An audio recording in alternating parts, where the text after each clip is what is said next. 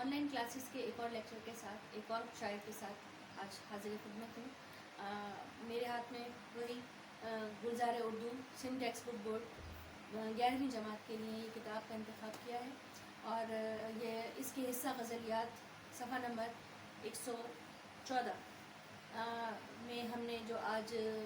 شاعر کو منتخب کیا ہے تشریح کے لیے، ان کی غزل نمبر 2 ہے خواجہ میر درد۔ کوئی بھی شاعر جب ہم تشریح کے لیے منتخب کرتے ہیں تو ان کا مختصر سا تعارف ہوتا ہے۔ خواجہ میر درد کے بارے میں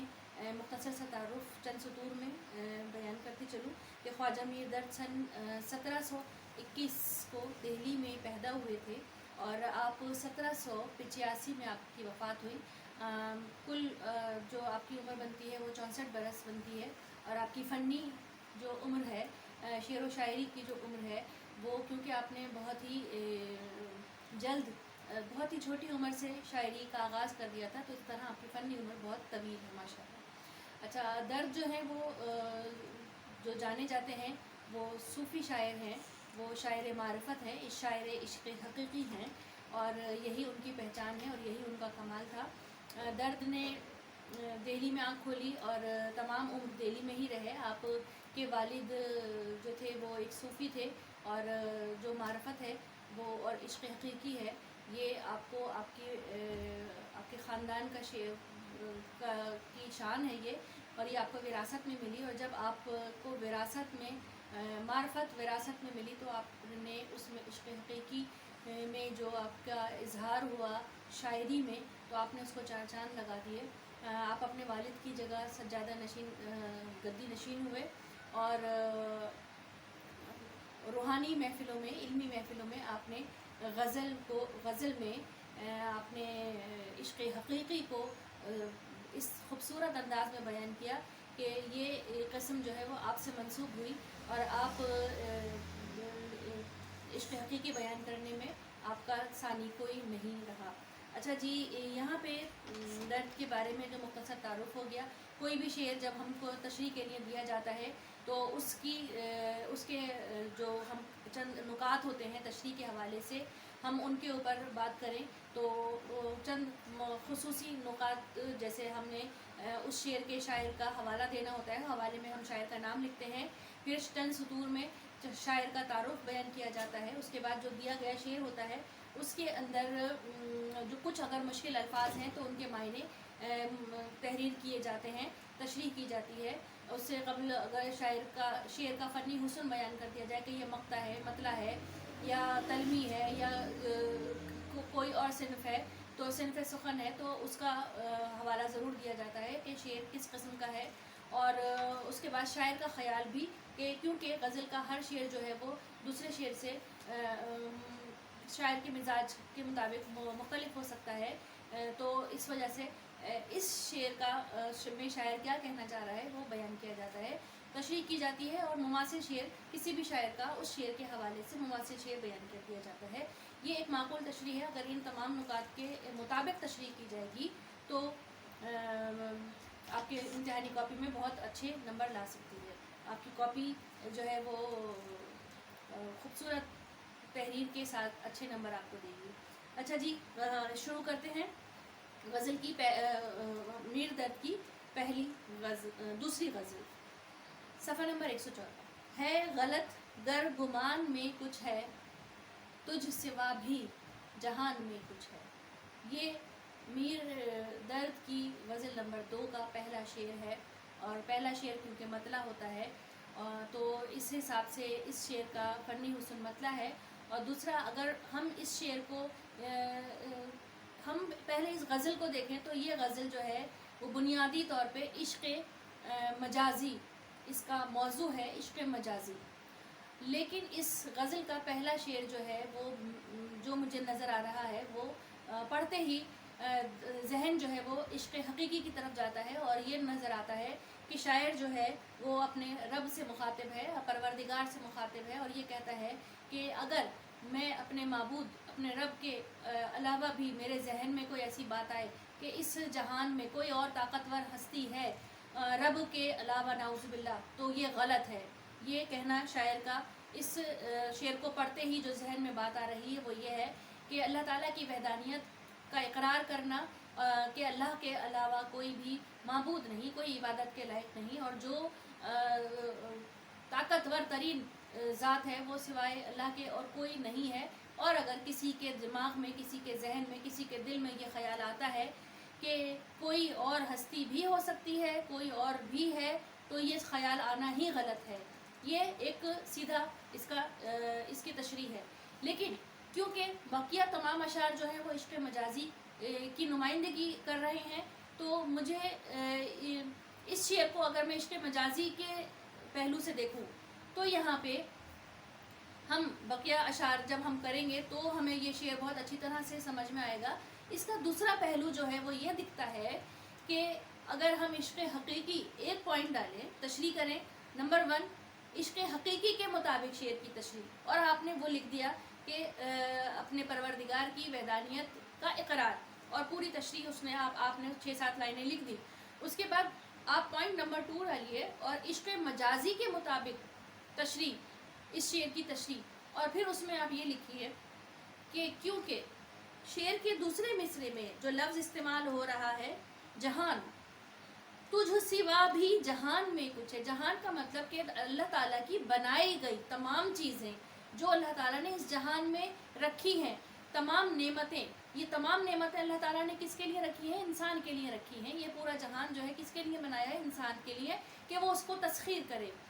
تو یہاں پہ جہان سے مراد اللہ کی بنائی ہوئی تمام چیزیں، وہ نعمتیں جو اللہ نے انسان کے لیے دی ہیں۔ اب شاعر یہاں پہ یہ بات کہتا ہے کہ شاعر کے لیے جو چیزیں اللہ تعالیٰ نے اس جہان میں بنائی ہیں وہ شاعر کے لیے نعمتیں ہیں، اور اللہ کی طرف سے اس کے لیے جتنی بھی نعمتیں ہیں ان تمام نعمتوں میں سب سے جو افضل نعمت ہے یا سب سے محبوب ترین نعمت ہے وہ شاعر کا محبوب ہے۔ وہ بھی اللہ کی تخلیق ہے اور وہ بھی اس جہان کا ہے، تو جہان کی تمام نعمتوں میں اس کے لیے جو سب سے اچھی نعمت ہے وہ یہ مانتا ہے کہ وہ میرا محبوب ہے، اور اس کے جیسا، کیونکہ سب سے اچھا ہے تو اس کے جیسا کوئی بھی نہیں، اس کے جیسی کوئی ایسی نعمت نظر نہیں آتی کہ جس سے دل لبھایا جائے، یا جس سے دل بہلایا جائے، یا جو اس قابل، جس کو یہ درجہ دیا جائے کہ سب سے اچھے کا درجہ، سب سے بڑے کا درجہ، سب سے محبوب ترین کا درجہ، محبوب کا درجہ دیا جائے، تو وہ صرف یہ محبوب نظر آتا ہے جس کو انہوں نے چاہا ہے، جس کو انہوں نے پسند کیا ہے۔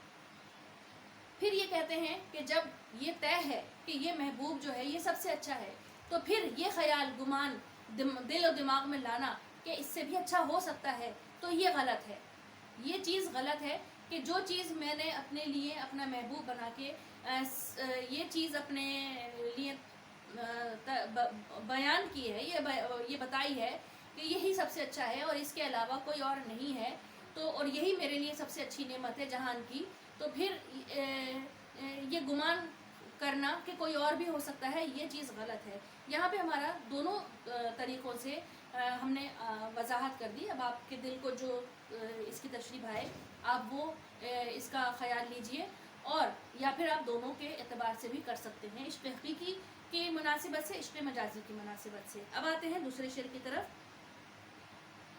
دل بھی تیرے ہی ڈھنگ سیکھا ہے، آن میں کچھ ہے، آن میں کچھ ہے۔ یہاں پہ یہ اپنے محبوب، جو کہ محبوب کا کام ہے نخرے دکھانا، محبوب کا کام ہے اپنی بڑائی بیان کرنا، اپنی اہمیت جتانا، کسی قسم کا کوئی لحاظ نہیں کرنا، کسی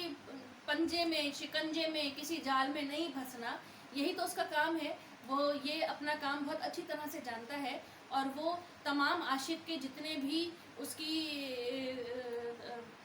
کا عشق ہے، اس کی محبت ہے، اس کی قربانیاں ہیں، اور اس کی جو چاہت ہے اس سب کو رد کر دیتا ہے، اور ان سب کو وہ ساری چیزیں اس کے بھائی میں نہیں آتی، وہ ان چیزوں کو خاطر میں نہیں لے کے آتا، اور وہ مستقل اپنے جو رویہ ہے اس سے ان کے اوپر وار کر رہا ہے، ان کے اوپر حربے نئے کے نئے حربے آزماتا ہے۔ تو وہ یہی کہتے ہیں کہ میں تھک گیا ہوں۔ یہاں پہ شاعر جو ہے وہ اپنا جو اپنی طرف سے اس کی تمام اچھی نسبت ہے، جو تمام اس کے دوستی کا رویہ ہے، اور محبت کا رویہ ہے اور اس کا پیغام ہے، وہ سب پہنچا کے وہ تھک گیا ہے، اس کو اس کا جیسا جواب نہیں ملتا، جو وہ چاہتا ہے وہ اس کو وہاں سے جواب نہیں مل رہا، تو اب وہ یہ بات کہتا ہے کہ اب، اور پھر وہ ان کے ڈھنگ کبھی جو ہے وہ یہ آن میں کچھ ہے اور آن میں کچھ ہے کا مطلب ہے کہ پل میں یہ کچھ نظر آتے ہیں اور پل میں ایک دم سے جو ہے وہ اتنے فدا ہو جاتے ہیں کہ لگتا ہے کہ یہ محبوب میرا ہی ہے اور میرے ہی لیے بنا ہے، اور دوسرے ہی لمحے جو ہے وہ رویہ بالکل ہی اپنا بدل لیتے ہیں، اور پھر ایسا لگتا ہے کہ یہ شاید یہ تو مجھے پہچانتے بھی نہیں ہیں، اور یہ جو ہے میرا ہونے تو دور کی بات ہے، یہ تو میرے دوستی کو بھی نہیں قبول کر رہے ہیں، اور یہ محبوب عاشق جو ہے یہ فیصلہ نہیں کر پا رہا کہ یہ میرا محبوب ہوگا بھی کہ نہیں، یہ میرا ہے بھی یا نہیں، یہ کبھی کچھ پینترا بدلتا ہے اور کبھی کچھ پینترا بدلتا ہے، یہ میرا ہے بھی یا نہیں، یہ ان کے دل میں سوال ہے، اور اب یہ اس چیز سے تھک گئے ہیں، اور یہ پھر یہ بیان بتانا چاہ رہے ہیں کہ میں اب تیرے ہی ڈھنگ سیکھ گیا ہوں، تو جو کہ مجھ پہ اپنا دل کا حال ظاہر نہیں کرتا، تو جو میرا نہیں ہے، اب میں بھی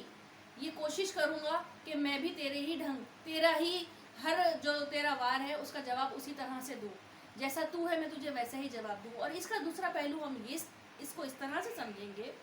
کہ وہ عاشق ہی کیا کہ جو محبوب کے رنگ میں نہ رنگ جائے، یہ دعویٰ اگر اس بات کا کر رہے ہیں کہ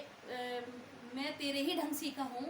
تو پھر محبت تو یہی ہے، محبت تو اسی چیز کو کہتے ہیں، اسی کا نام ہے کہ آپ نے جس کو چاہا، جس کو پسند کیا، آپ اسی کے رنگ میں رنگ جائیے، آپ اسی کے ڈھنگ میں ڈھنگ جائیے، جیسا آپ کا محبوب ہے آپ اپنے آپ کو ویسا بنا لیجیے، جو اس کی پسند ہے آپ ویسے ہی بن جائیے، یہی عشق کا تقاضا ہے، یہی محبت کا سلیقہ ہے جو کہ ایک عاشق بہت اچھی طرح سے نبھاتا ہے، یہی وہ سلیقہ ہے، یہی وہ محبت ہے کہ جس میں ڈوب کے ایک عاشق جو ہے وہ اپنی محبت کو امر کرتا ہے، وہ اپنی محبت کو پروان چڑھاتا ہے، وہ امیدیں باندھتا ہے کہ شاید کہ میرا جو محبوب ہے وہ مجھ پہ نظر کرم کرے، وہ مجھ پہ مہربان ہو، تو پھر یہ یہاں پہ یہ خیال کرنا کہ محبوب کے جیسا بننا، جیسا وہ ہے ویسا ہی بن کے دکھانا، شاید کہ وہ پسند کر لے، شاید کہ وہ نظر کرم کرے، شاید کہ وہ آپ پہ مہربان ہو جائے اور آپ کا ہو جائے، تو یہ کوشش بھی کر کے دیکھ لیتے ہیں کہ جیسے تیرے ڈھنگ ہے میں ویسے بن کے دیکھ لیتا ہوں، میں اپنی تمام پسند اور ناپسند کو تیرے اوپر وار دیتا ہوں، اور جیسا تو ہے میں بھی ویسا بنتا ہوں، تو پھر شاید کہ تو جو ہے وہ مجھے پسند کرے اور تو مجھ پہ مہربان ہو اور تو میرا ہو جائے۔ امید ہے کہ یہ دونوں اشعار جو ہیں وہ آپ کو بہت اچھی طرح سے سمجھ آ گئے ہوں گے۔ عشق مجازی کے اعتبار سے درد کا کیا خیال ہے غزل نمبر 2 میں، آپ کو اچھی طرح سے سمجھ آ گیا ہوگا۔ اب ہم اپنے اگلے اشعار کی طرف بڑھتے ہیں۔